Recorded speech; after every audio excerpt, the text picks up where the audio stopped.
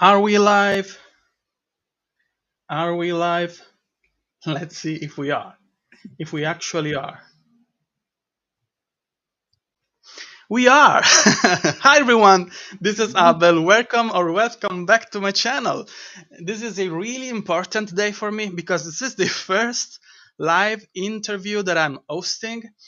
And the poor man, the poor thing that decided to be my victim today is author Nick Snape. And if anyone ends up watching the video, the stream, and wants to tell us if the video and audio is working well, let us know. I have a tablet here, seems to be working. So, welcome, Nick. How are you doing? I'm doing really well. Thank you for having me on as your guinea pig, your test subject.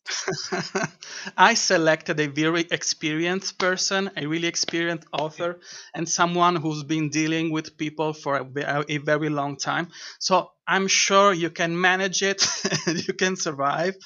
And for the future, you'll be guests with better people, I'm sure, okay, with So, better interviewers. So this is a new format for me because I'm trying to give more and more space to science fiction and fantasy authors. And I had a couple of interviews in a couple of other videos, but they were pre recorded and they were at the end of my regular videos when I have previews, reviews, and all the rest. But somehow I think that YouTube doesn't like that kind of mashup. So they wanted to do live interviews if they're interviews or regular edited and cutted content if you're doing a video. So yeah, YouTube, I'm doing live interviews, okay? I hope you're happy. But this is also a very special day because this is the release day for the last novel written by yours truly, Nick Snape. So Nick, let's get back a little bit. Let's step back a little bit. Tell us a little bit about yourself, who you are, what you do, and how did you came in contact with love for novels and reading in the first place, and then we'll talk about your novels, okay? The stage is yours. Thank you very much, and thanks for having me, You're Abel, as welcome. well. I really appreciate it. My background is it's a little bit different from most. I think I spent 35 years in education, working with young children, and working my way into special needs and other types of areas with those children, and eventually as a head teacher or principal, depending on where your um, titles for education in schools are from where you're from. But during that time, was always a reader. But that's always been part of my makeup and what I want to um, develop in terms of my self interest. I had a first go Mhm. at writing when I was in my 20s. That's hidden somewhere way under a bed, hidden away. I might even not know which bed that is under anymore, but that's gone. But there was a lot of influences there in terms of how you are as a person, in terms of what you read, how it affects your mood, how it affects your Yeah. feeling about things. And I found for me, it was always an escape from what was going on, whether that's a positive or a negative escape, because we need both of those in our lives as we go. So Yeah. it was never my intent to end up where I am, though I did have that first go. I didn't. I thought that time was gone. Mm. But I reached a point in terms of what I was doing as a head teacher, that I needed to move on, do something different.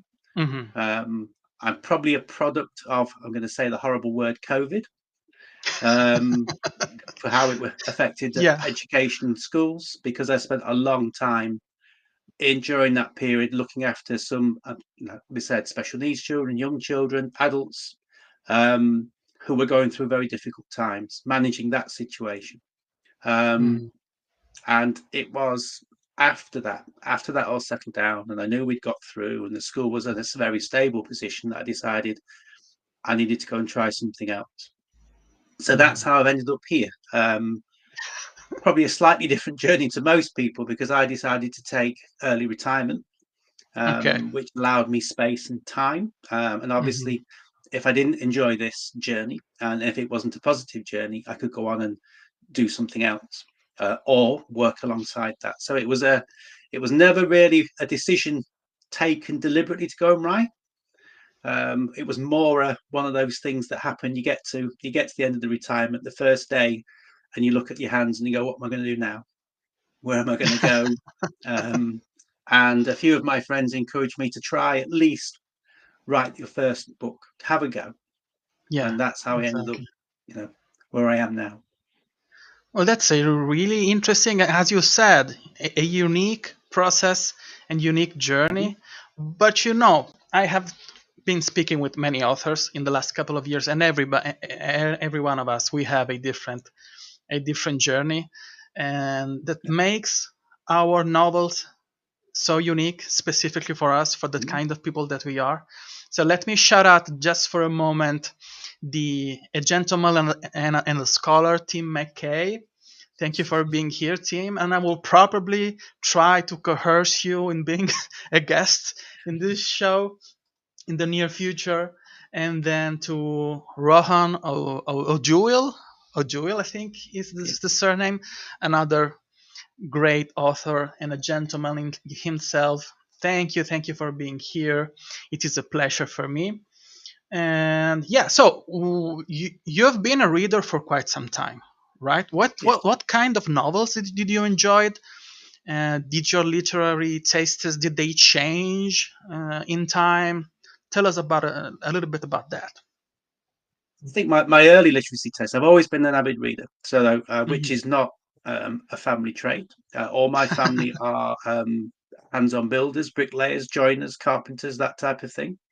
Hmm. But it was always where I wanted to go in terms of involvement. So when I started reading, it was the traditional thrillers and things like that. Okay. But as I hit about 18, 19, my friends started with things like Tolkien and introducing me to stuff a bit wider. And it's from Mhm. there really that I started exploring both fantasy and sci-fi. So Ray Bradbury, Heinlein were favourites for a while, and then I started exploring more of the Tolkien-esque type books. But I think the Mhm. biggest influence, I think, on my taste and how I view the world would be an author called Michael Moorcock. His Okay. Eternal Champion books are a superb example of how to write something long term and structural, and it's an evolving um, set of books. I won't go into the sheer number of them because there's a lot of them, um, but they are.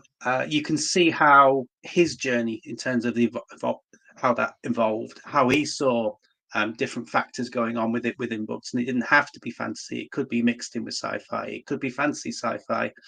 The running theme was there, but he wrote how, and still writes how he felt he wanted to go in terms of that direction. So Michael Moorcock was a huge influence on my taste. And then in between all of that, there'll be the pulp sci-fi. I would like those things that are quick to read, quick to get have a go at, take your mind off things. You'd argue they're less deep, but then on the other side of it, you've got the escape that you needed along the way. Mhm. And from there, I think my journey has then been taken on by people like Adrian Tchaikovsky, Joe Abercrombie. Those have influenced how I see writing as well, in two quite variant ways, because obviously Adrian Tchaikovsky writes fantasy and sci-fi, um, Okay. and in a way that excites me in terms of its quirkiness. He can get away with things now because he's so popular that perhaps authors couldn't in the traditional publishing from before. So those are really where my tastes have moved to. Okay, so we have a little joke. It's mean, but we'll let you do it because just because it's you, okay? It's a nice joke. Put Nice sunglasses shine. on. Okay. You know, you He needs touched his blue upon a glasses. few. Yeah, yeah. You touch upon two interesting things. I think that in a way there are genres that unofficially they work better when you're young, because I've been Mhm. in a similar situation with thrillers. Because when I was a late teenager, 18, 19, I was really in love with procedural thrillers like Patricia Cornwell, Ken Follett. Even if Ken Follett is famous for historical stuff usually, but he has a good amount of really high octane thrillers too.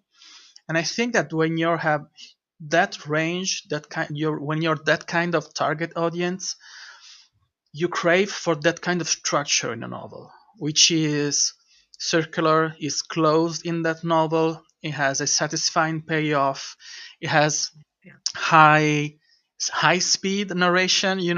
They're pretty satisfying with revelation after revelation. And I think you have to be a little bit older to really appreciate high fantasy. Even if you read epic fantasy or hard sci-fi when you're younger, you'll miss a lot of things. I remember that Mhm. when I read my first epic fantasy novel, that I actually understood, because I've read my first one when I was around 12. It was the first book in the Dragonlance series, but I understood nothing of it. Absolutely nothing. I was around 17 when I read Magician by Raymond E. Feist, Yes. and it was the first time that I kind of understood the full scope of the story. But by rereading it a couple of years ago, this experience was completely different in a good and in a bad way. So yeah, I can relate to that, and I think that many epic fantasy and hard sci-fi lovers will have a similar experience, because you kind of hit a point when you search something different. I have been speaking with many people. They become gamers of movie heads when they're uh, 18, 20, 25, and then they come back to reading when they're slightly older, when they need something a little bit more consistent and more and stronger. And by the way, there is a beautiful video by a booktube channel that it's called the Library Ladder about Michael Moorcock, when they explain specifically the concept of this hero that has different kind of iterations, that it's the same characters in many series, but he doesn't know that he's the same character in many series, and somehow it has some reincarnation and a cosmic scope of a story. I have Yes. read very little about Michael Moorcock, but if you're interested if you're connected now and if you have never read anything by Michael Moorcock, Mm. that video, which is full of spoilers, but will give you a good overview of the kind of author that he is. So yeah, absolutely go and check it out. So I sent you a couple of questions just to let you think about a little bit about the kind of experience we're going to have here. And you touched a little bit about the first question that I sent you about your experience as a teacher. And the Yes. question is that if that kind of experience as a teacher influenced you as a writer, if it changed the way you approach uh, reading books and actually now writing books. What do you say? I don't think there's any doubt that working with children influences how you think about the world. I don't think there's Uh, it's very different from being a parent, and obviously I am both.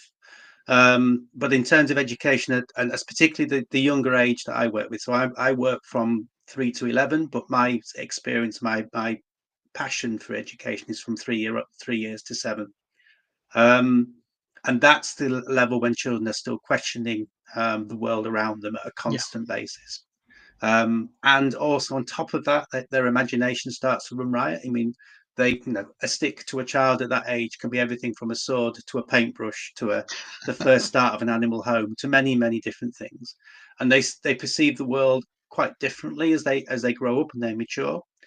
Whether that's because they're told to stop having that imagination or to stop having those questions is a different thing. Which is, I built my school and my career around enabling children to continue to enjoy those moments.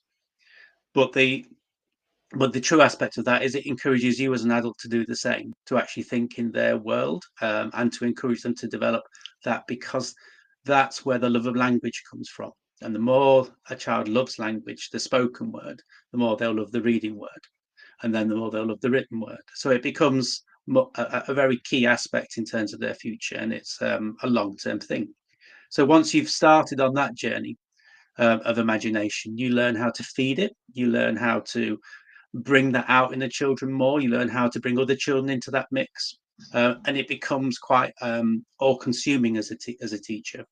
But on top of that, as a reader, and you need to encourage children to find a joy in some very simple books. There's some very simple starting points, and that's something I think I learned very quickly is how to pace, how to add effect, how to tell a story as well as read a story, how to engage a child in that. But that teaches you rhythm and pace, Hmm. how to start strong and then lead them in quietly, and how to move on. All of those things have influenced how I write. I think I'm quite fast paced in terms of a lot of things I put together. Whether that stems from that, I don't know, but certainly it has an influence on how I work. Hmm. And the other thing it does is you end up with a second voice. You're trying to second guess where things are going to go because you've got to stop yourself from asking questions. I know that sounds quite opposite to what people expect teachers to be, and it's vital later on. But in play, which is where language and imagination develops most, you ask a question, you close the play down, you set it off, it becomes a yes or no answer, it doesn't develop on. So Hmm. you end up with a second voice, and that second voice is very important when I write. Um, I've often got a conversation going on between the character and the next character, and where it's leading, what happens next. Odd as Hmm. it sounds, that really has helped me um, think about where I'm going. And characters and narrative are very, very important in how I write. World building uh, can be secondary to that. It tends to evolve. Hmm. And then the other thing it teaches you is keep going, don't give up. The it's very rare you'll find a teacher that isn't anything else but hardworking and dedicated, and it causes you to have that as a habit, and you just keep going. Hmm. So those people who expected me to take semi-retirement and then slow down, I think we're in for a little bit of a surprise because I just can't. It's just not in my nature. That is a really great answer because I don't think I have ever heard anything quite like your take, especially about the second voice.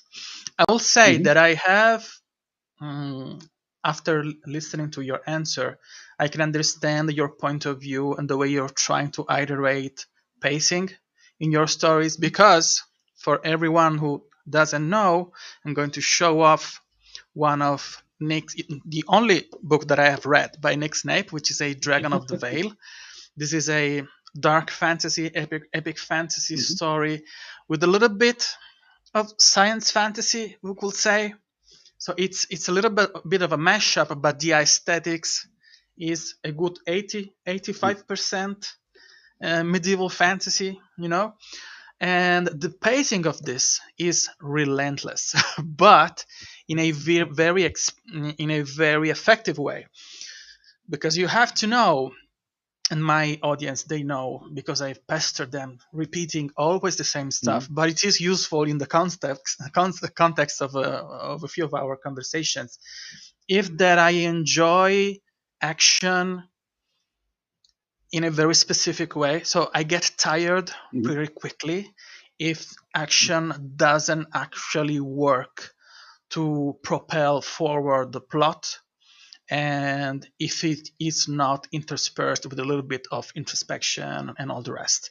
So it is very easy for me to get overwhelmed with too much action. But I will say that this one was paced in a really exquisite way because most of the action had a specific um, foreshadowing, and it served a specific payoff for specific arcs, micro arcs inside the story. And I can see how you specifically did by design, or if it worked because your mind is designed that way, but it worked. It had a very satisfying kind of pacing, and I think, and by the way, it's a pretty short story, and I'm not a super fan of short story because it takes me a little bit of time to get in contact with to know the characters and feel comfortable inside the world building.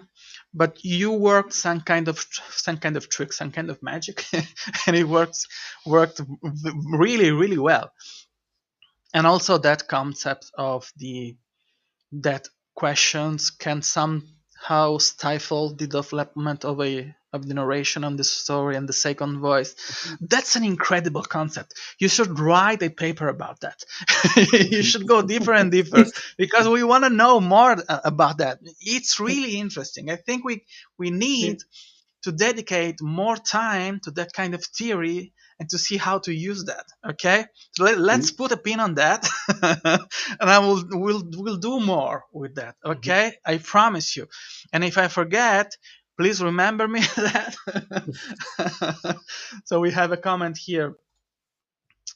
That's what I want. Teach us your ways, Nick. I need to write shorter books. Shut the Yeah, book. yeah, yeah. And also, Yeah. as many people maybe don't know, as self-publishers, for us, it is better if we manage to write shorter books. The first problem is that we have a hard limit. If we want to publish hardcovers, we have 550 Mhm. pages. More than that, Amazon won't allow us. You can work some kind of magic with formatting to cram more words inside the book, but that's the hard limit. And the other problem is that we have to pay for editing and proofreading and line edits by Yeah. ourselves. So the longer the book is, the higher the pricing will be for us, and the harder it will be to actually make money with the book because we have a higher threshold before the book becomes somehow profitable for us. Another question. So you have a wide range of stories. I have another series here Yes. that I want to show off, which is the your first series, which is the Weapons of Choice series. This is the first book, and we have 8 books out. These are the first 4 books, and then we have 4 other books. You see, this one is kind of a chunker, the last one, It's and I can't wait 130,000, that one.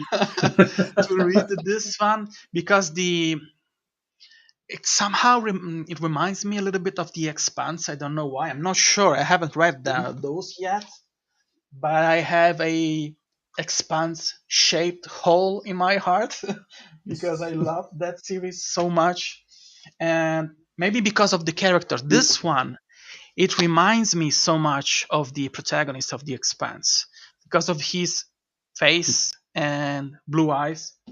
Okay, I'm rambling a little bit. The question was, you're No writing worries. a wide range of stories from military sci-fi, Mhm. aliens. There is one that is some kind of dystopian novel. I don't remember the Yes. title. Another series. The What's the Scorching title? books. The Scorching. They're Okay. called The Scorching, yeah. And how do you balance world building and gripping narrative? So having this kind of pacing and all the rest. Although before you answer, there's another another comment here. You've just told Nick to write a thesis. Yes. I hope it's going to land on my desk next week. It will be great, No but I chance. know that Nick is he is really busy now, especially because we'll talk about it a little bit more later. This Mhm. is the launch day of his latest novel, so he has Yeah. other stuff to take care of now. So Mm. I'm sorry for the incredibly meandering question, but by the way, so how do you manage the balance, world building and pacing and all the rest? I think it's changed is my answer to that as I've gone along. So Weapons of Choice was pure panster. So it was pure. I'm going to sit down. I'm going to have a one-page outline, and I'm going to write this story. And I learnt a lot doing that. And you can tell within the book because it takes place within probably 24 hours, maybe even less, in terms of what happens in terms of the events in that book. And I think I approached that series a bit like the TV series I used to watch as a kid. So I would be the one watching the black and white Flash Gordons, the one watching the Battlestar Galactica in the afternoons. It was the one episode, one shot, off we go. And that's how I approached the books. That was the plan. And that's how it worked for the first four. So the characters were the most important because that's what you remember, the on screen time, and the character interaction, evolving those. And that's what I spent the first four books doing. And then the world building happened around them, their interaction. This is the second voice between them. Built the world as I went, because the initial plan was there'd be a couple of books and that they would be forced to go to a. Oops, have I No turned that worries. off? Can you still And hear there's me? an ambulance outside. Okay, no worries. Go on. We're all going. So basically, the second book and the third book, that was supposed to be it. But in terms of what happened, it built and built and built in terms of a long-term story arc. So I got to book 4 and realized I had to write an arc from there. So Mhm. there's the point I stopped being a pantster, and I probably planned a one-page outline for what was going to happen next. Mhm. Um, and from there, structurally, the characters had built the world, therefore I had to populate it, and so that went from there. My background for doing this type of world building, I used to role play, as a lot of people do. I didn't do Dungeons and Dragons, so I've just lost the entire audience at all. No, you're safe here because everybody knows that I have never played Dungeons and Dragons, and There I've you been go. shunned and frowned upon, and they laugh at me because of that. But the truth is, I was a really lonely guy. I had no one to play Dungeons and Dragons to. So, but what kind of role play did you play? Well, some of it was the Moorcock, so that'd been the Stormbringer. Some of it was the Hmm. Cthulhu. Some of it was the White Okay. Wolf, which is the werewolf, vampire, those types of Hmm. things. Hmm. Hmm. And then there was some that was the majority of it was fantasy, but it was based around systems rather than worlds. So Okay. you wrote your own stories as you went along. Hmm. And what I would do there, because I was usually the games master rather than the dungeon master, is that I would write a world and then feed off the characters where Okay. they took me. And that's what then happened after that. I began to have just the story arc, just the structural stuff, and the rest of the weapons of choice books were built around that, which is why the last book didn't quite split into two. So it had to be a longer one. It had to be a chunk, because that's the merging of two storylines into one. Hmm. Um, and then from there, I needed to learn a little bit more in terms of writing in a different style. So that's why I moved over to the Scorching books. Um, we'll discuss later on when you ask publication mistakes.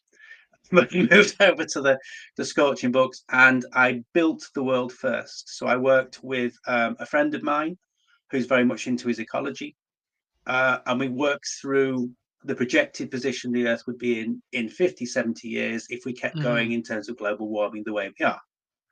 Um, Once we built that world, I could then decided I wanted to populate it. I wanted to try a first person point of view because I'd never written in that style. And from there, I wanted to do something a bit quirky, a bit different. And so that was basically it was the first book that I wrote, which is chronologically the second in the series. Not really a series, but was based around someone talking. So a narrator you couldn't trust. I can never remember the proper word. Who told the story, outlined the story as it went along, but hid parts of it from the reader, and then that evolved during the story. It was a different way of writing, and it was built around the fact I'd already done the world, so the narrative was the bit that needed to flow. Um, so it was a different approach. Um, those people who've read the book really like it or don't like it. It's a real Marmite book. Um, but there you go. It's something I needed to do and to experiment with. Have I lost you there, Abel? Apple, sorry. I think he's got. I'll just keep going, shall I? So from Scorching Books, I went on to do The World in My Hands, and that book is basically structured around two different sets of characters on board a colony ship, and that was much more of a slow burn approach. I've got him back. Is he with me? Are Hear you me? there? Okay. Sorry, guys. I have a really bad internet connection, as it turns out. So let me write something in the chat just a little bit. Okay. I think Tim's got there for you. Oh, sorry, guys. So the problem is that I have a really powerful computer when I write and do my graphic stuff, but it has a USB dongle and a very fancy antenna and all the rest. But somehow it becomes unstable. Where I have a 5G connection and all the rest. But I also had a laptop with a cabled connection that I usually go for live streams when I am a guest. Okay, and that one today it didn't want in any way to work with the software, so I resigned myself to work with this one, and I was pleasantly surprised when it worked. And somehow it turns out it didn't work so efficiently I should have. Okay, so I'm sorry. I think I've lost a little bit of your answer, the last segment of your end. Did you kept on going? Have you I've been kept the on going. perfect Yep. guest? Okay, thank you so much, and thank you people for being so patient with us. This will be an incredible first experience for me. And I will say, you remember when I was with Nick Snape and I was disconnected half an hour, and he kept speaking because he's an amazing man. so, do you want to, so I guess people heard the last segment of your answer. So did I Yeah. If I miss a just lot finish of a little that? bit. Yeah, Yeah. yeah. If I just let a little bit. So I was basically talking about the second Scorching book, which was set in the same world, Hmm. and from which basically was two different storylines interwoven, first person point of view, where the two people didn't know what was happening on the other ship. So the reader has Hmm. full knowledge, but they didn't. Which was quite another way of playing with writing that I wanted to attempt something layered and different. So my Okay. world building's changed over time from that. So I've moved on, if you like, from the pantser, the person who just writes as they write, to somebody who's tried interweaving plot lines and putting structural stuff together. And Hmm. then that I think has enabled me to move on to the fantasy and to the Wrecking Squad, the last one, with a bit more nuance to the story and to the Hmm. structure and the world that we're building. Um, so that, and in terms of what's happened with the fantasy, that's become. I mean, we mentioned shorter books. The last one's 170,000 words because there were so many lines to bring in. That's still with the editor. Our book will be out hopefully in June. Okay. But there were so many structural lines and things to put together that you wanted it to. I don't like loose ends, so I wanted things to Hmm. to meld and make sure that it was complete. And then the Wrecking Squad, the last book, which is out today, that enabled me to check the pacing, to keep the pacing high, but also to layer it a little bit more in terms of how things develop per character. And Hmm. so that's basis from there that I've evolved to more planning, but not quite the spreadsheet level of planning or that type of thing that some people do. I think it's quite a common experience that you start writing because the passion is so strong that you go with the wind, follow the flow, and then Mhm. having accumulating a little bit of experience at a certain point you realize that you need to have a modicum of the ability to plan a little bit. I know Mhm. many authors who have the they plan everything because that's the way they think. Yes. They're born that way. They don't know anything else. They don't even entertain the idea to improvise something, and I respect that, and a little bit I envy that. But I think that many people they they're kind of afraid to admit that they like to improvise a little bit, and then they have to try to balance their urge to write and live the story with the need to give it a coherent structure and to try to avoid to be excessively meandering, even if being meandering it can be a feature for me. Otherwise Robin Hobb wouldn't exist. So people can be meandering and effective at the same time. But we have a nice question, a really professional question now.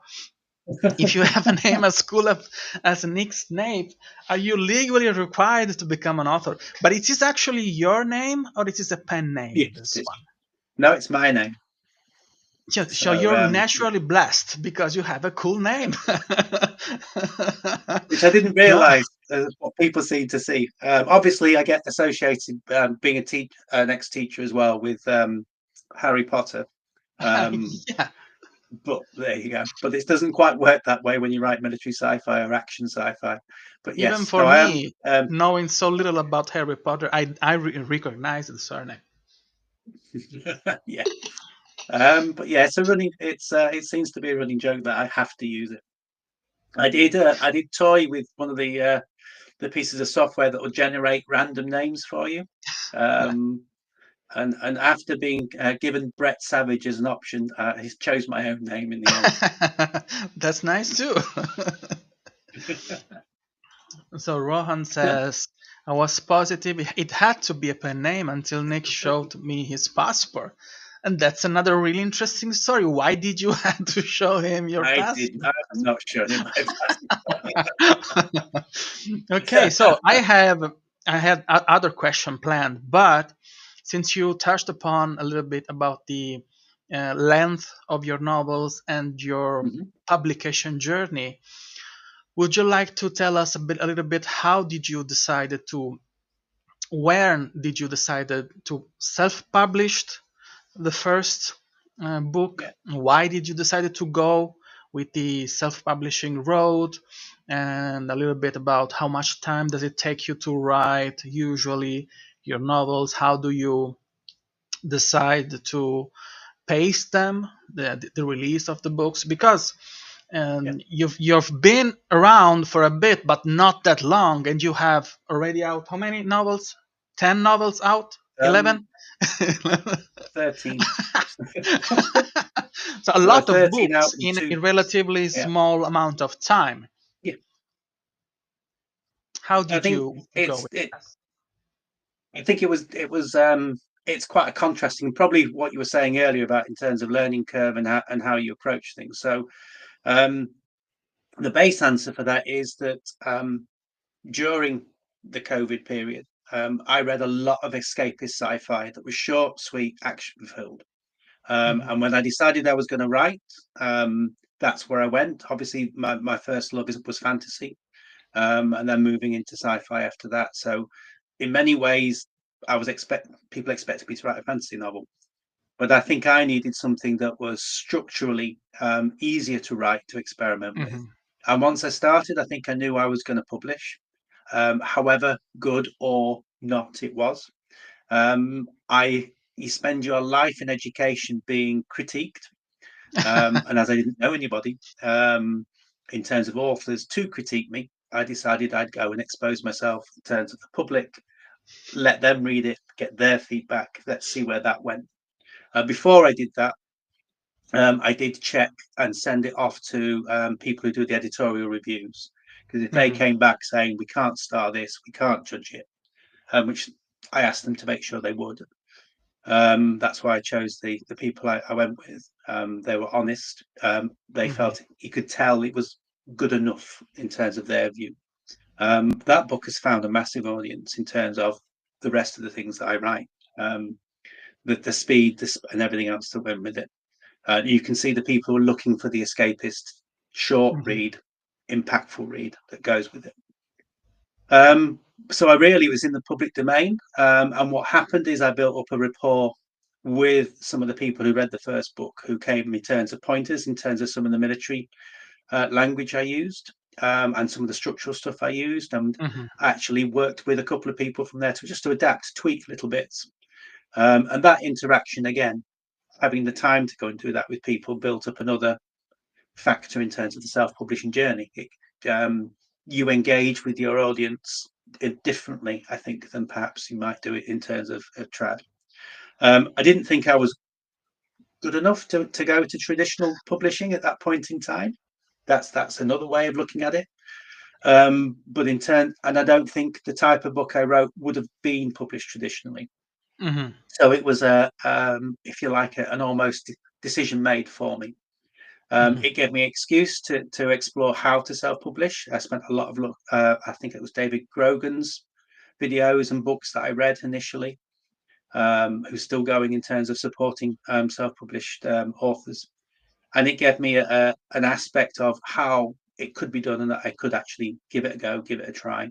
And that's really the story of the first book. I wrote it in 6 weeks. Remember, it's only 50,000 words.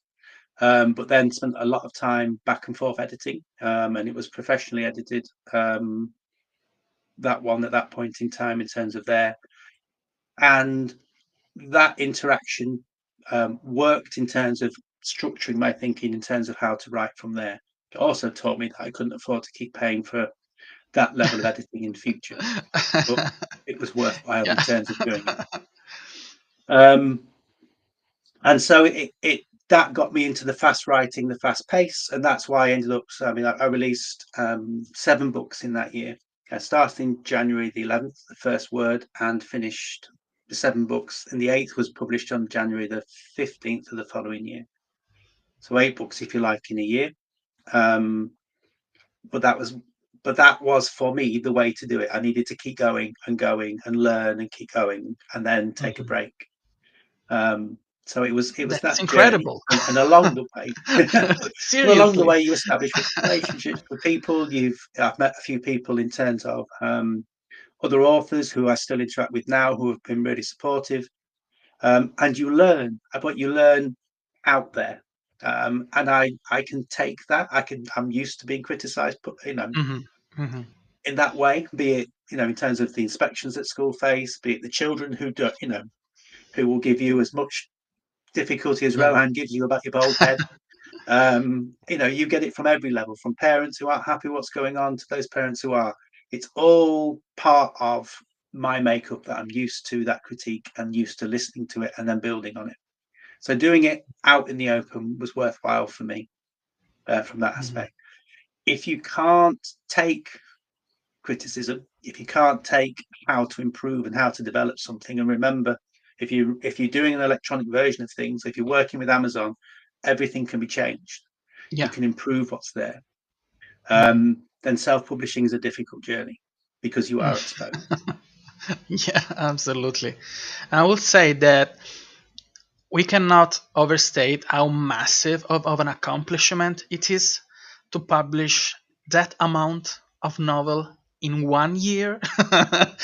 Even if you kind Sure. of have a specific mindset that allows you to Mhm. be, so you're a fast learner as far as I can tell, and you adapt pretty quickly, so you have a specific subset of abilities of superpowers that make you prone to produce, um, to push out good products, but make them better and better with every each one of your iterations. Mhm. And that the fact that you used that first round of really expensive editing to learn how to push out a better version for yourself, because it will be incredibly expensive to do the same thing for all the book. They've been, That's yeah. massive. That's incredible. It is so difficult to push out a refined and polished novel.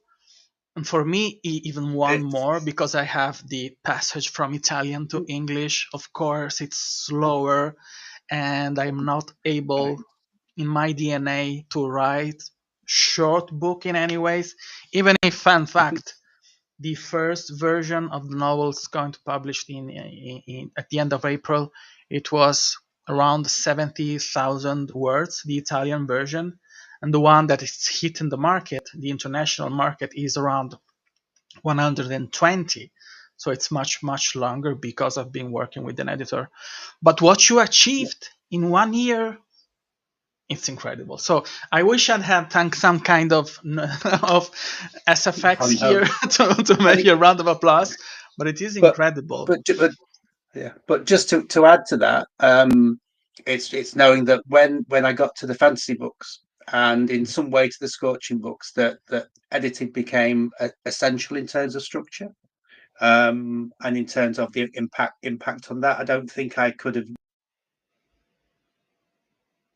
written fantasy without an editorial structure. So Hmm. in terms of that, whereas when it comes, so it depends on the complexity of the book, where and the needs that I would have Yeah. from that. So I can. So in terms of the three fantasy books, they are structurally edited, and then in terms of their development, as well as all the other elements that go with it, and that was essential because Yeah. it's just too complex to do that without it. There's too many layers, as Hmm. you will Yeah. know with the Crimson Fire. If you don't have that layered and outside view of a professional, it's very Yeah. difficult. So it's the Yeah. type of books that you write that can influence that, Yeah. in terms of where I think I am. I don't have the confidence to do this without that. I also think that self-publishing allows us as authors to Mhm. experiment a little bit more with Yeah. the way we approach storytelling, to try and decide where the focus is without being shackled by demands from publishers or the vogue or the kind of expectations from the market. So if you want to be a little bit more, you can decide where do you have to put your focus in the way you Yes. experience the writing process, but also the way you simply imagine your stories and the amount of attention you put on the structure, on the characters, and all the rest. And you're free to produce extremely different novels in a lifetime as an author. Whilst when you are traditionally published, if you have been even moderately successful with one novel, you usually expect to produce more of the same for the rest of your life. There are Yeah. authors who've been able to do many different things, but not most of them. So we have another here. Welcome, Martin. And we have a comment by Tim that says that interacting with readers is the best part. It makes improving so much easier when you get meaningful feedback directly from readers. And I had a similar experience in Italy before deciding to make the big jump and trying to publish on the international market, because I Mhm. started sharing my stories on a platform that it's called Wattpad, which is a social reading platform. When you published, kind of like Royal Road, you published single chapters, and then you have immediately a social feature under every chapter when people they will comment, they will do highlights, they will fight with each other about commenting the novels. And when I started writing, that was a powerful push, because having that kind of feedback loop immediately after you published a chapter was incredibly invigorating for me to try and to keep pushing out new chapters. And a few of them, they stayed with me, with the people that I initially met on that platform until today. My beta readers and my proofreaders in Italian are people that I've met there. So the interaction and the early interaction that I had with the Crimson Fire here in the international market have been invaluable. And with readers, pure readers, but with authors too. Because the kind of help, I can't say that Nick has been really helpful for me too, with the version of the Crimson Fire and the Arc that the Arc readers are Mm. reading now, but other people like Pete Aldin too, and Palmer Pickering too. The kind of feedback that you have with authors and readers makes the whole experience infinitely better. And I don't know if traditionally published authors have that kind of interaction. I hope they have, but I'm not sure Mhm. if they have it the way we I think, have it. yeah. I don't know. And I think it would depend on where, Mhm. because I think there's a lot of editorial pressure that goes with Yeah, that, rightly within their traditional, yeah, yeah, to absolutely. sound to not to Mhm, conform, because that's the wrong way of putting it, but to link into what's happening in mhm, terms of the current push, in terms of how a book structures and how they feel readers will encourage them to come back. One part of my development that goes exactly with what you're saying is I work with a Discord group of authors, and we have a lot of interaction. There's a lot of beta reading going on between us. mhm. Rohan and Martin are part of that group, as you can tell by the Mickey taking that we've had along the way. And they are very helpful in terms of seeing a book from a different point of view, because Nice. you'll know this. You get very involved, and you get Mhm. very personal with what you've Yeah. written. Mhm, And sometimes parts of that book need to go. Some parts of times mhm. it doesn't make sense to anybody else but you, and you don't see it. Mhm, And so, in terms of the sci-fi, their interaction with me has been invaluable, and mhm. helped me take the next steps, particularly when I, you know, moved into some of the quirkier stuff as well, in terms of the Scorching books, which are quite different in aspect. Without their interaction, they wouldn't be the quality that they are now. You're making me so Um, curious about those books, about the Scorching but books. what, Yeah, I will slowly read everything that you have put but out. But they're the more much you talk shorter. about But those, they are. yeah. I think they're just great. I think they are. But if I describe them to you, some people will listen to the description and go, "Oh, it's not for me." And if we're going to talk about genres later on, and to a degree, taking your audience with you can be quite difficult. So that's just Yeah. one of the things. We don't get to that question at the end. That's one thing to watch out for. But having that author interaction, reader interaction, that Mhm. development point, someone to sound off, someone who's honest with you about what you've written, even if you in the end you say, "I don't want to fix it like that." Yeah. Mhm. Brian Chafin, who is been a big influence, he wrote Accidental Intelligence, which is a cyberpunk novel that I can highly recommend. His adage is basically, if they tell you it needs fixing, it needs fixing. Probably Mhm. not the way that they told you to fix it. Um, Yeah. Yeah. and so it's Exactly. it's having a look at that type Mhm. of approach to things. So now that Discord group has been a really helpful, and some great authors there whose books need to be more seen as well. Mhm. Sometimes you get incredible feedback when it is a little bit too late in the pipeline, and you use that kind of feedback for your next novel. I had Yes. really insightful reviews and opinions right now, while sending out arcs.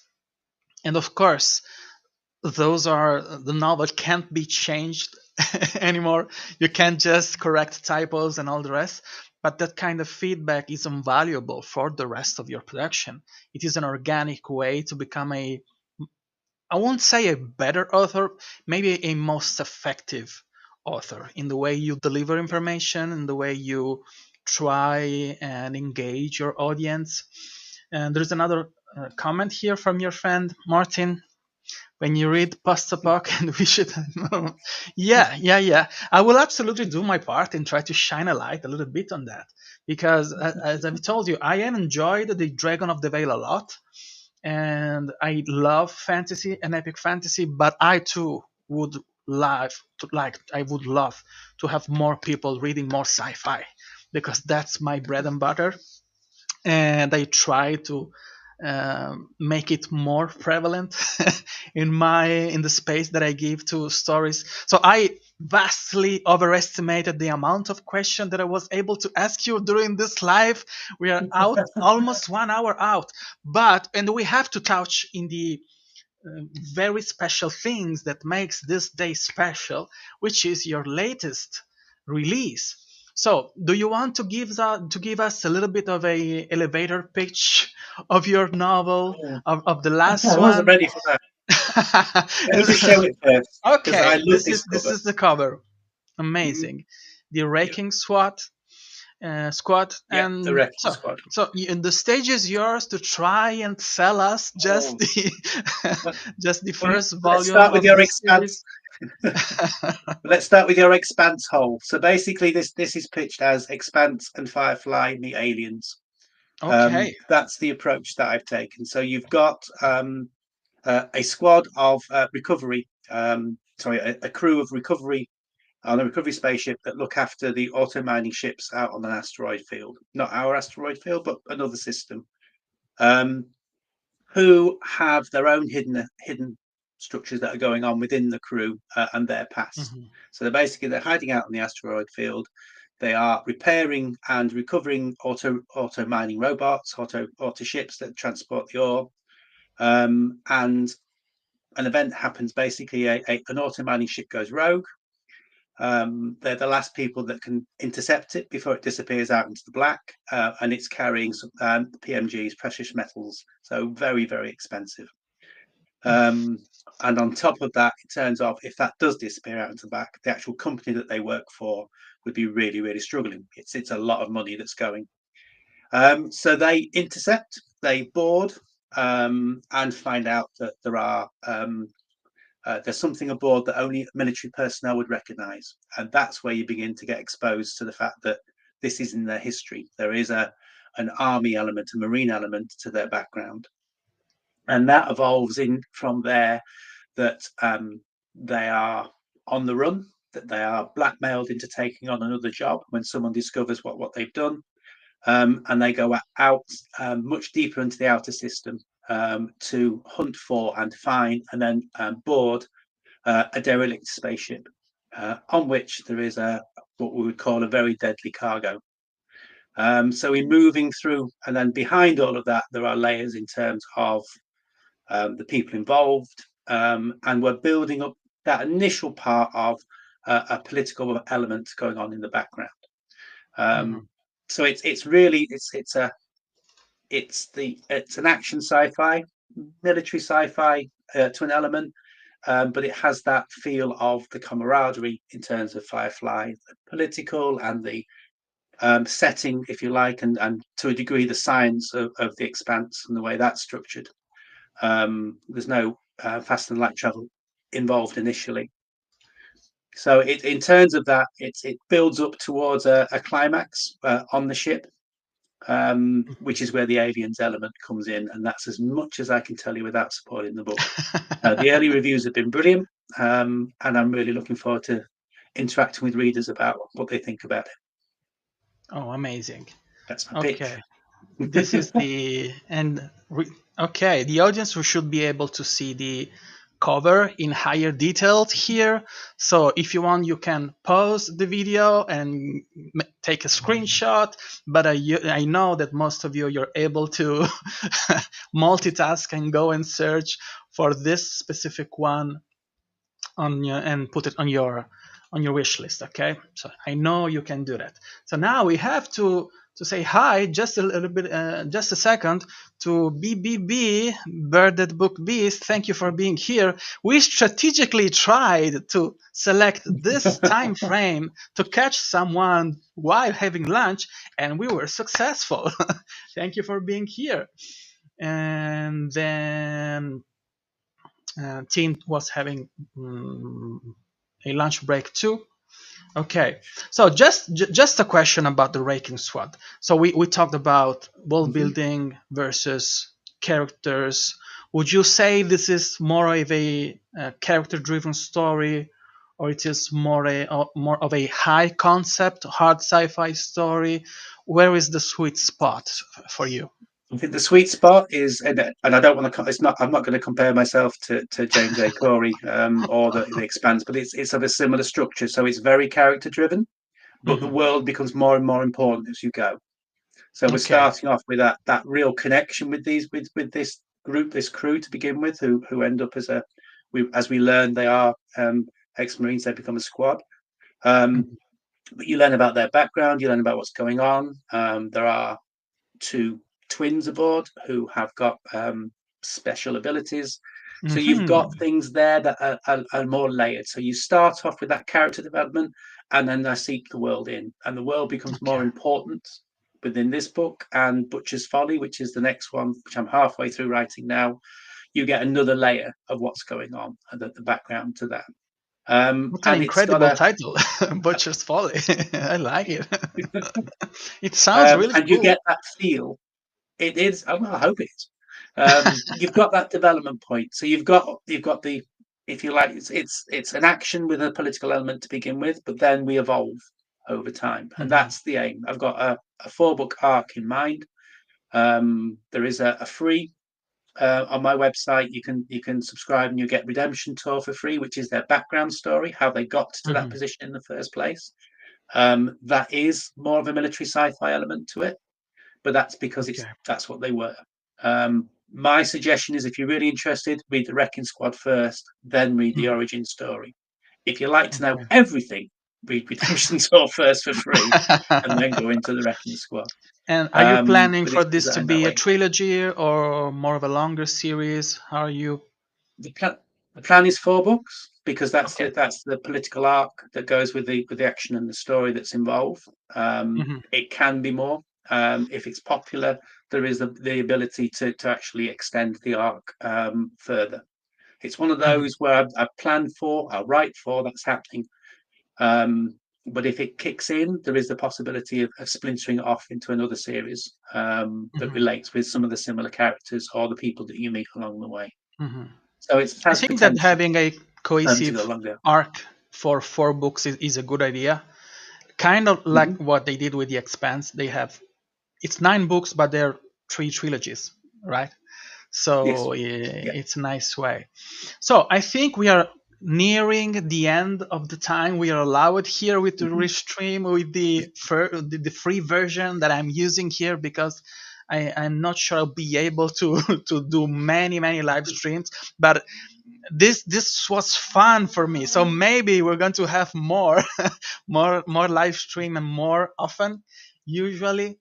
And I suggest you, all of you, that you're watching the stream right now. If you haven't seen or read anything by Nick Snape, go and watch his catalog because he has a lot of stuff. So as you have seen, you have epic fantasy, dark fantasy, you have post-apocalyptic, you have. You can say that Reiki SWAT is space opera. It's I would space. say, yeah, it's space Let opera, me. it's action space opera, it's in that Okay. genre, yes. And then you have military fantasy with the choice of weapons series. And give it a try. I enjoyed the first book that I've read, which is the dark fantasy one. I am incredibly intrigued by the scorching books. I think that the raking SWAT will be right down my alley because that's why I asked about the balance between world building, action, Yeah. and character development. And if you're watching the upload of the video, take it with your time. Go and check out the Wrecking Squad. Go and check out the rest of the back catalog. And thank you, Nick. This has been incredibly fun. Some of the answers that you've given us, they're food for thought. Absolutely. I think we should try and chip out a little bit more of time to discuss your process because it is incredibly interesting for me. So thank you for being here. And to all of you who have entertained my really wobbly try to live stream with interruptions and also, oh, by the way, thank you, Nick, for holding the fork while I That's wasn't only able. brief. Okay, so my doors are open. Whenever you have a new book coming out, absolutely come back and let's talk about it. And to all of you who have decided to spend a little bit time with us with my first attempt and interested in next books, thank you, thank you again for being here. And I will see you in my next video, and Nick will be with us absolutely when we uh, for the release of your next books, all of your next books. Okay, come back That's whenever very you want. kind. Thank you. Thank you, Thank everyone. you, Abel. Thank Have you a very much. nice evening, day, rest of the days. See you soon. Bye bye.